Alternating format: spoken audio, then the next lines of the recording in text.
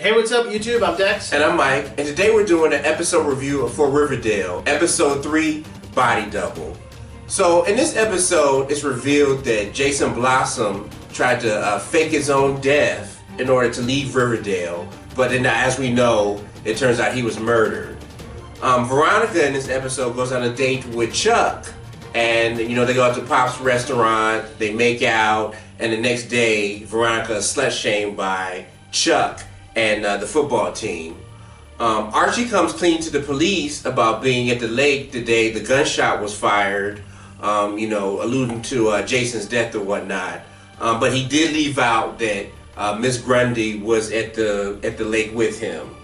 And Alice Cooper this episode is just acting like a complete bitch to everybody.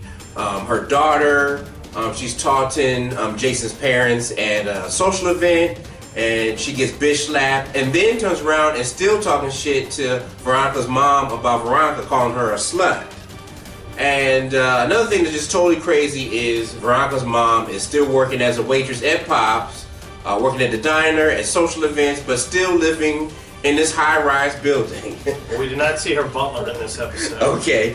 Maybe she couldn't afford him, man. Can't afford him no more. Maybe. Okay, so what else we saw that was very interesting is we saw that Betty dressed up as her sister Polly, and basically almost to the point she almost injured Chuck, who's the captain of the football team, because they wanted payback for the slut shaming.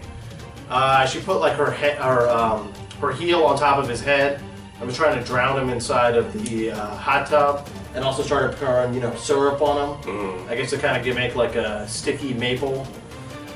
So we kind of see that she has split personalities, right? And we also saw in the last episode that she just came out of nowhere and said that she was going to threaten to kill Cheryl Blossom, which is kind of interesting. All right, so on a lighter note, Jughead joins the school paper, and then we get two new themes in the show.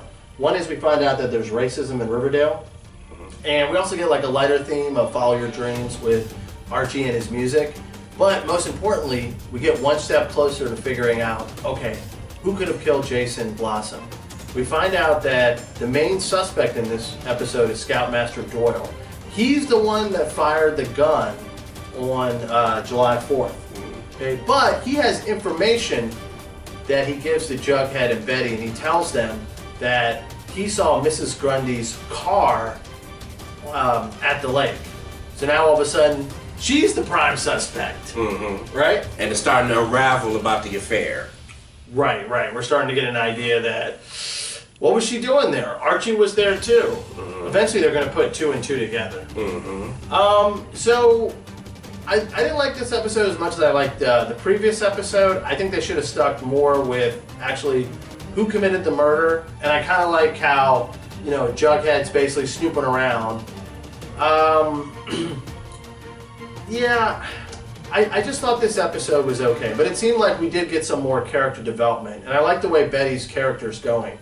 Does she have split personalities, or does she not have split personalities?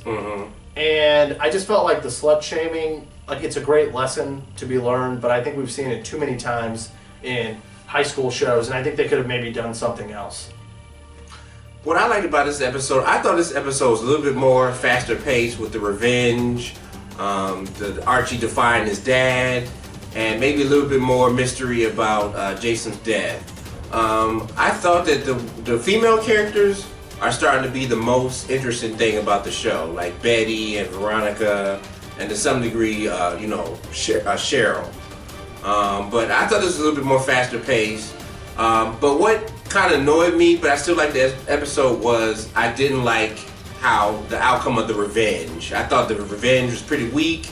I thought it was going to be something a little bit more devastating to Chuck, except for just getting his confession on video. Well, they almost killed him. Well, yeah, I was thinking that maybe they were going to take nude photos and put them online or something, or just embarrass him, drug him, knock him out, and embarrass him some type of way. I don't know.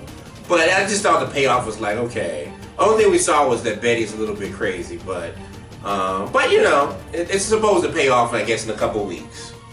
But it was a good episode. Yeah, so a couple things that we're looking for in the next episode is we're looking to see, Cheryl didn't really know her brother, so we want to find out more secrets about that. We want to find out, why was Jason trying to leave Riverdale? What was going on? probably going to get a little bit more insight into Polly. Mm-hmm. And we're going to see where's this Archie and Miss Grundy thing going. Yeah. You know, because I have a feeling that there's a lot more to it that they're not telling us.